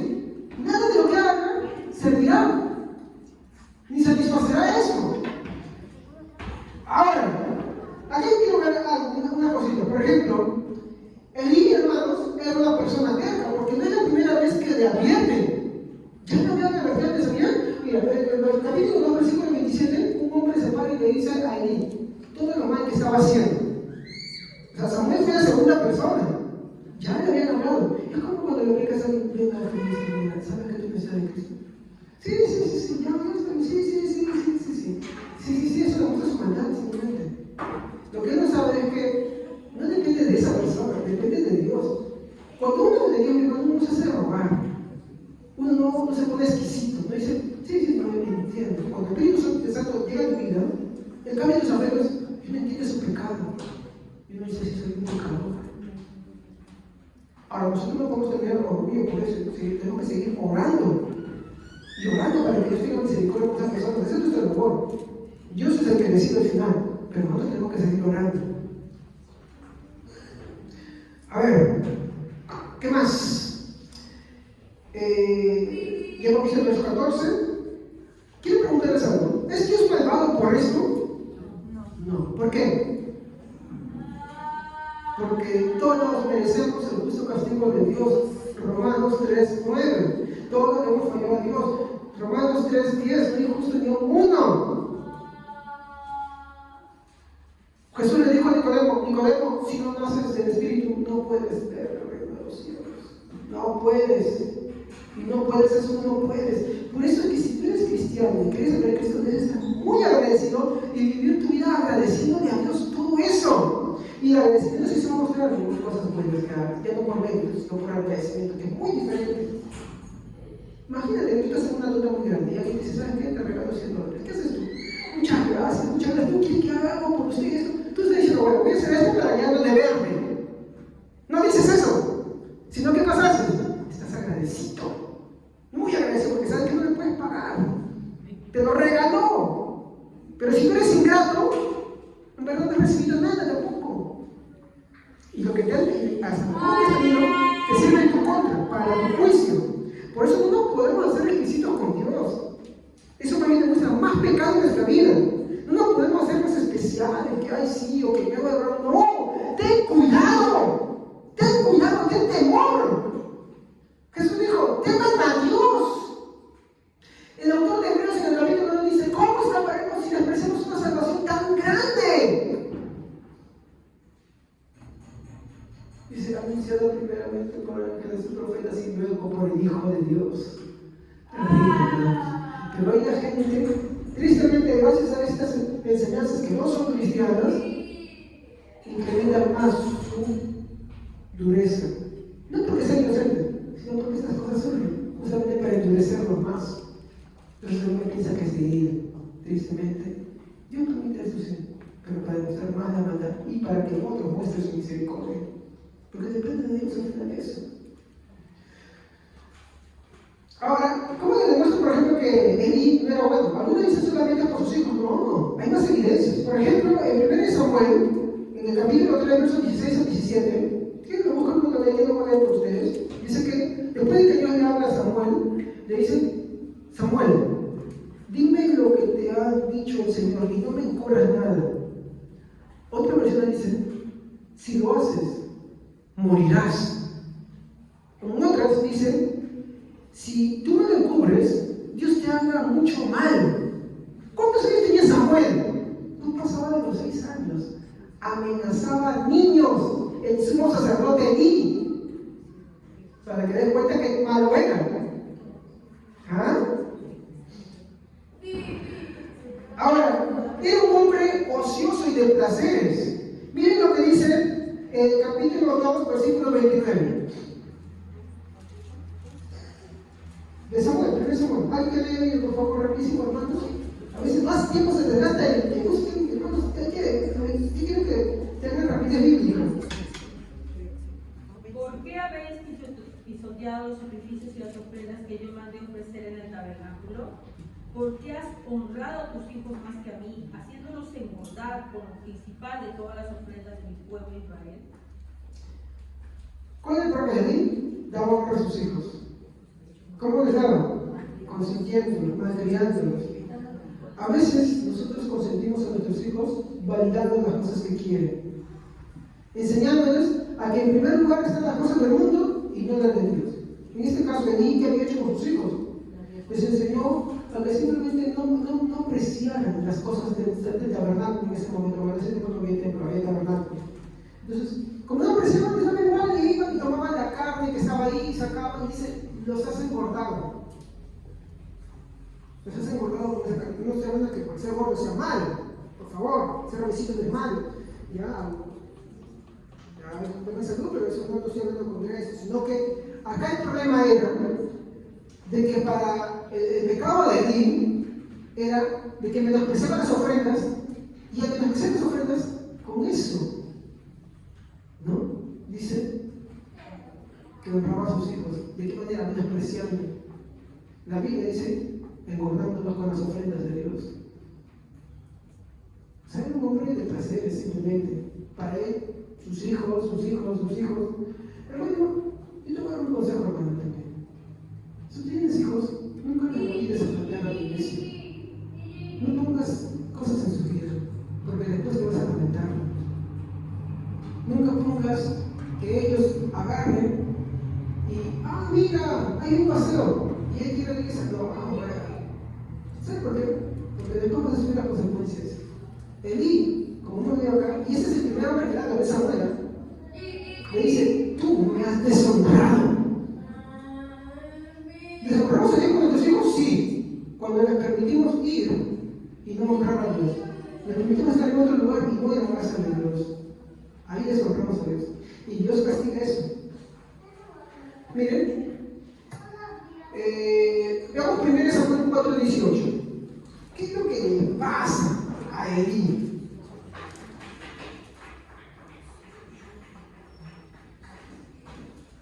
1 Samuel 4:18.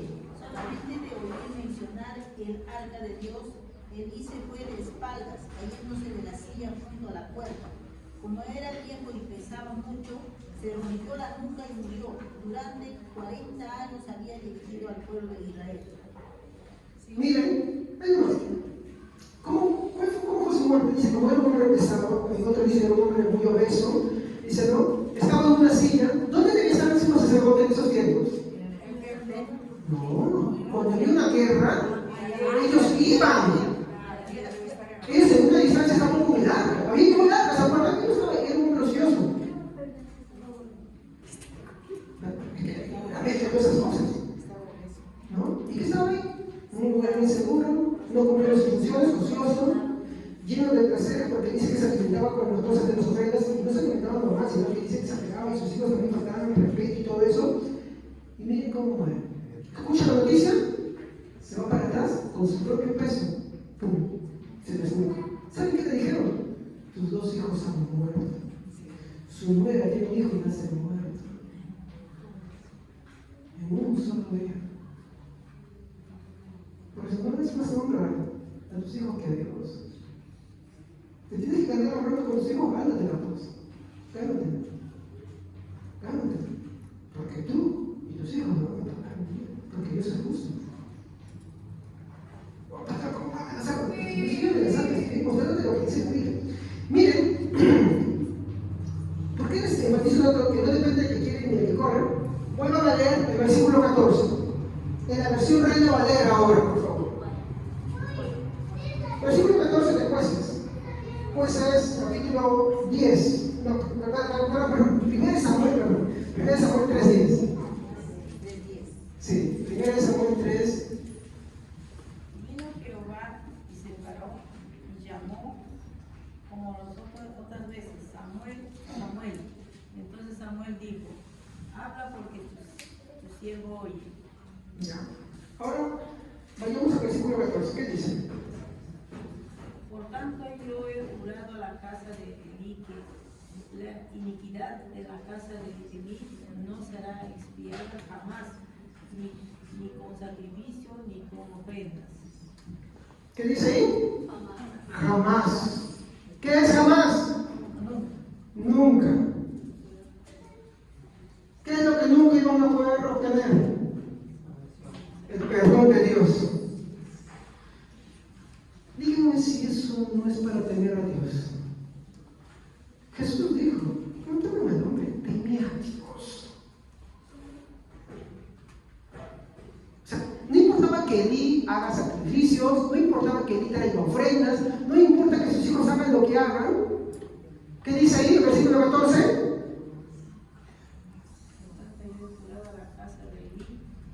La iniquidad de la casa de Elí no será expiada jamás, ni con sacrificio, ni con ofrendas. ¿Qué nos dice entonces? ¿La salvación es por esto? ¿O por este? Por la soberanía de Dios. Son textos contundentes. ¿Cuántos textos contundentes hemos visto? Muy fuertes. Cuando yo estoy viendo esto, me quedé así. Dios mío. Y de un momento me pasó por ahí. Así es Dios. Y me di cuenta, no, Dios es justo. Es que hacemos tanto mal, que eso es lo que merecemos. Y cuando tú ves eso, recién entiendes el valor del sacrificio de Jesús en la cruz y no lo tomas como algo opcional que sí, o puedo o no puedo, sino que tú ves ahí realmente el puro amor, la misericordia y cuán piadoso es. Y te das cuenta qué raro están las personas que dicen, déjame después, voy a creer en Dios cuando ya sea mayor, cuando tenga tiempo. No, ahora no, eso es para los que hacen el mal, ese ladrón, ese borracho, no, también es para ti, porque te vas a meter igualito. Pues es verdad que gracias a Dios, me agradezco a Dios de verdad que es misericordia, porque me pudo haber dejado sin conocer sus verdades y me pongo un camino directo al infierno, pero tuvo misericordia. ¿Ok? Muy bien, avanzamos.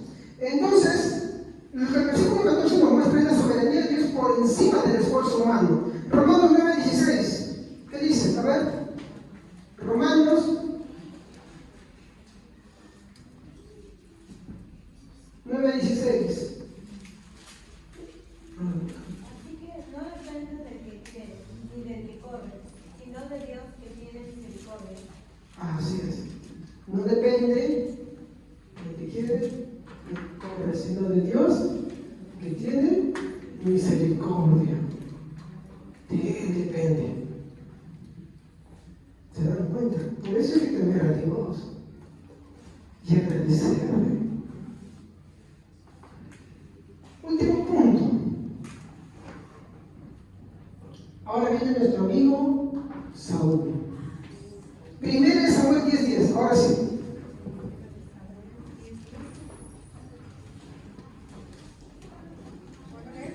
Sí, pero traten de alternarse, hermanos. ¿Por qué? Porque lo que yo busco es que todos lean. Y cuando llegaron allá al collado, he aquí la compañía de los profetas que venían a encontrarse con él, y el Espíritu de Dios vino sobre él con poder, y profetizó entre ellos. Este es un texto que se usa mucho para decir, miren, Saúl fue lleno del Espíritu Santo. ¿Y qué hizo Saúl? Habrá cosas incoherentes, empezó a saltar como un trompo, empezó a temblar, ¿así? ¿Eso es lo que dice la Biblia?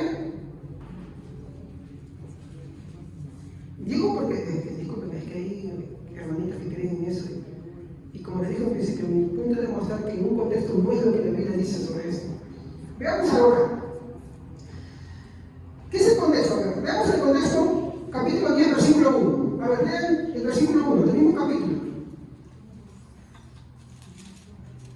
Tomando entonces Samuel una redoma de aceite, la derramó sobre su cabeza y lo besó, y le dijo: ¿No te ha ungido Jehová por siempre, por príncipe sobre su pueblo Israel?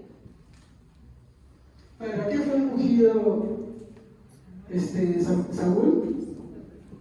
Y gobierne. Ya, pero, a ver, ¿Saúl quería gobernar? ¿Qué hizo varias veces? Se escondió. De hecho, la última vez que se reconoció, ¿dónde estaba? Entre los burros. ¿Se acuerdan? ¿Para qué fue ungido?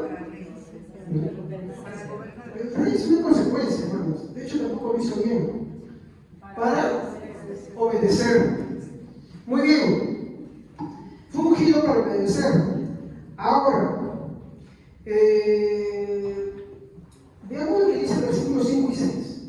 Aquí pueden ver los versículos 5 y 6.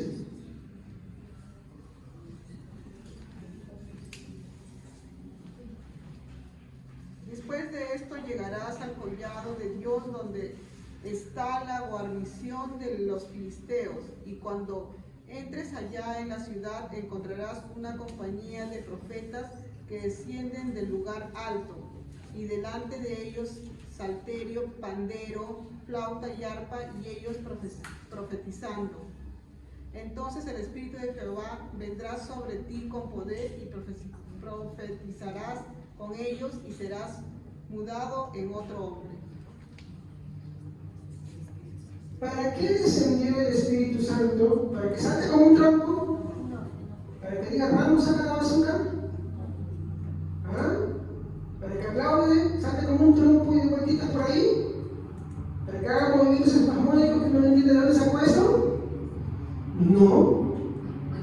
Algunos dicen, no, porque profetizaron y no lo profetizaron. No, eso no profetizaron, la gente no puede eso. Vamos a ver un poquito más esto, ¿ya? Bajo esta pregunta, ¿para qué descendió el Espíritu Santo sobre Saúl? A ver, hermanos, quiero hacer esta siguiente pregunta. ¿Cuál era el pecado de Saúl? A ver, recuérdense. ¿Qué hizo Saúl varias veces? Aparte de ser cobardillo, de desobedecer, ¿qué hacía? Eso lo dije, se me salió. Desobedecer. De hecho, aquí nosotros en estos pasajes vamos a ver que él sí obedece. Pero ¿por qué obedece? Es el punto. Más adelante vamos a ver que en la misma situación no obedece. Y él fue llamado con dos objetivos. El primero era: mata al rey de Amalek. No dejen morir a nadie, ¿se acuerdan? Ya, tenía que obedecer eso. Y la segunda cosa era, ¿cuál? ¿En qué falló Saúl? No te has permitido hacer esto. Dios le dijo, espera. ¿Qué hizo? Desobedeció también. Uno era acabar con el rey de Amalek y por consecuencia tenía que obedecer ese mandato. Pero no pensé en eso ni tampoco en ser paciente. Miren, básicamente podemos definir que el pecado de Saúl era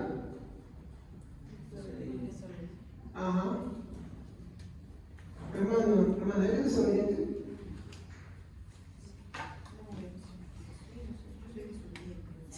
¿Qué intención es eso, hermano?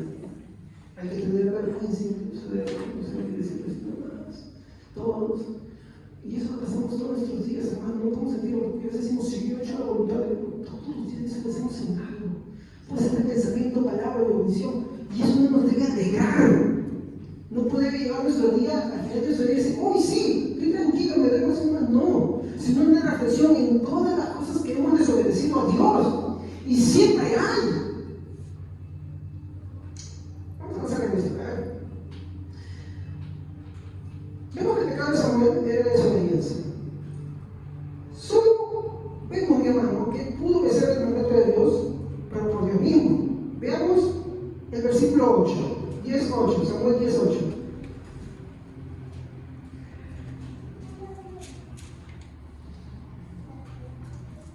Luego bajarás delante de mí a Gilgal, entonces descenderé yo junto a ti para ofrecer holocaustos y sacrificar ofrendas de paz. Espera 7 días hasta que yo vaya a tu encuentro y te enseñe lo que has de hacer. Ya. Ahí vemos que nosotros que Dios, que Samuel está dando una instrucción. Les pregunto, ¿él obedece? No, sí, ahí se obedece. Vean el versículo 9.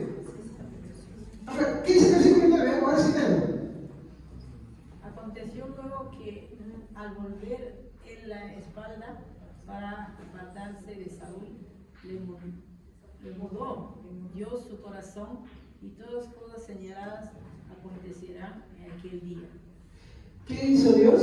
Mudó su corazón. Mudó su corazón. ¿Para qué descendió el Espíritu Santo? Para mudar su corazón, para cambiar su corazón y para que obedezca. Acá él sí obedece. Si usted continúa leyendo, él sí obedece. Estos son los momentos en los que va a ser reconocido como rey. Obedece la voluntad de Dios y después no obedece. ¿Saben cuál es la diferencia entre el primer caso y el segundo? El Espíritu. Exacto. Que en uno el Espíritu Santo ha descendido. ¿Qué está diciendo? Que se trabaja de mí como obedecer a Dios. Nosotros podemos hacer el bien entre nosotros, así pasa. Pero para Dios no. Porque el hombre por tendencia natural tiene esa inclinación. Dios mudó su corazón.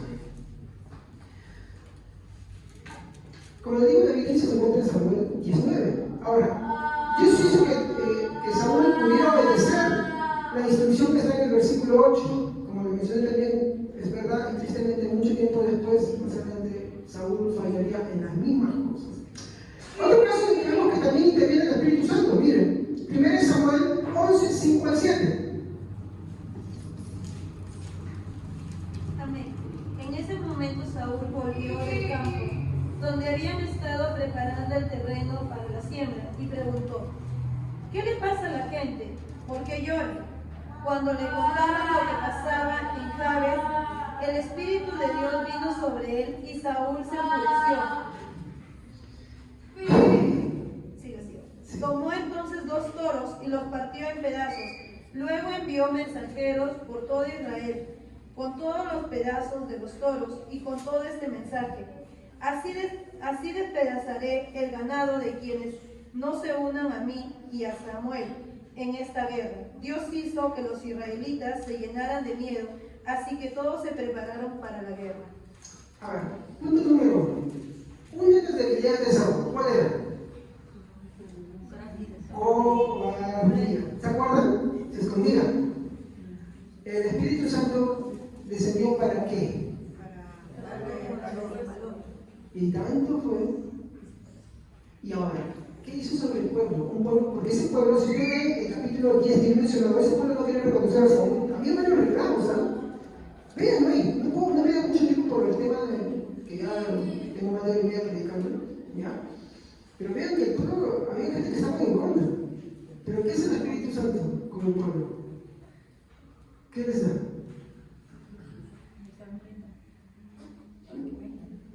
¿Les anima?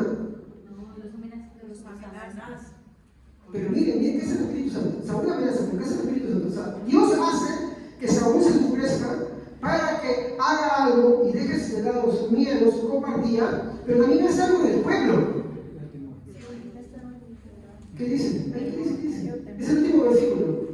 Los israelitas se llenaron de miedo, cayó el temor de Dios. Y cuando la oración dice, se llenaron de miedo. ¿Para qué? Para obedecer. Pregunto otra vez, miren, ya no me hizo cuánto es eso y no solo, tengo mucho más, pero no me alcanza el servicio. ¿Dónde está el libro de Dios? Volvemos a lo que dice Daniel 4:35. Su voluntad es sobre todos, sobre el cielo y sobre la tierra, y no hay quien haga algo contra ella. Dios hace su voluntad en cada individuo, conforme a sus propósitos. Y esto no lo vuelve a lo inútil. ¿Saben por qué? Porque vemos que Saúl está renegando por eso de una forma misteriosa, mi hermano. Cuando Dios hace, incluso la persona también está haciendo su voluntad. No sabemos cómo, pero sabemos que la causa y la fuente es Dios. Y eso, hermanos, sigue sucediendo ahora, en los que creen y en los que no creen. ¿Cómo ven ahora la Biblia? ¿Cómo muestra Dios? Un Dios de respeto, Señor. Un Dios de respeto. Que mucho respeto, hermanos. No un Dios minimizadito así. No.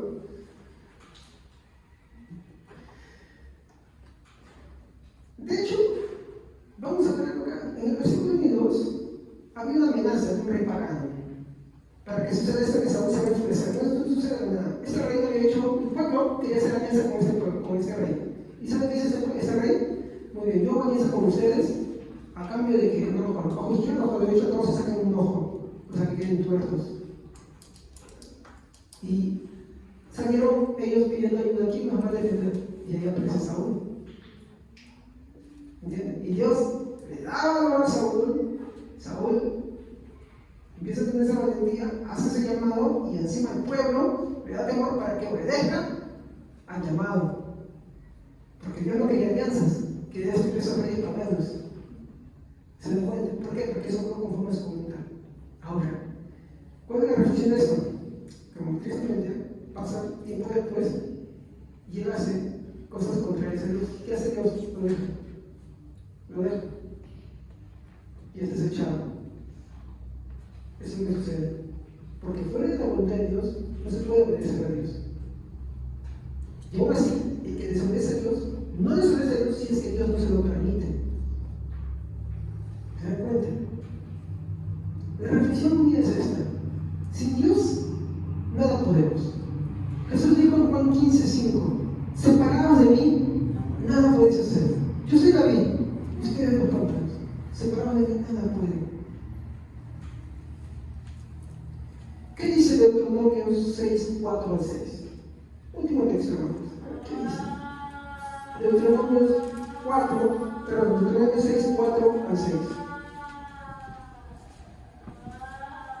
Oye Israel, Jehová nuestro Dios, Jehová uno es.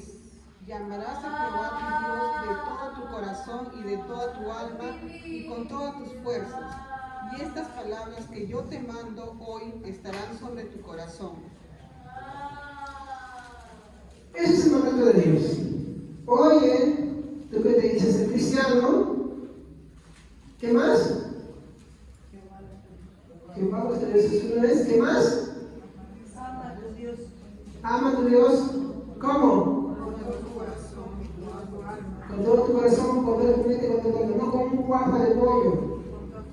No con un octavo de chaufa.